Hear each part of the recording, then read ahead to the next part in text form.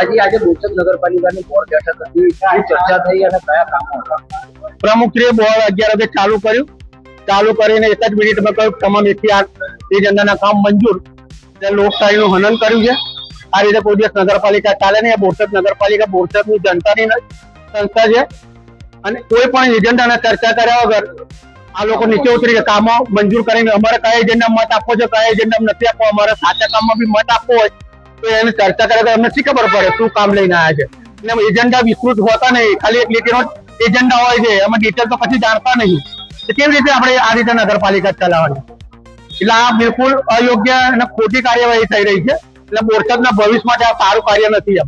દરેક માણસે સમજવું, સત્તા પક્ષ વિપક્ષ એ તો ચાલતું રહેવાનું, સરકાર આવવાની ને જવાની એનો કોઈ ફરક નહીં પડતો, પણ આ બોરસદની સંસ્થાનું અને બોરસદના નાગરિકોનું નુકસાન છે. સ્વ ભંડોળમાંથી કોઈ ચર્ચા નહીં. સ્વ ભંડોળમાંથી લાવવાના છે કે એમના ખાતામાંથી લાવવાના છે, કોઈ ખબર જ નહીં કે પ્રમુખ એમના ખાતામાંથી પૈસા આપવાના છે કે સ્વ ભંડોળમાંથી આપણને સરકાર છે ગ્રાન્ટ આપી છે, એ કોઈ ચર્ચા જ નહીં થઈ. ચર્ચા ના થાય તો શું ખબર પડે?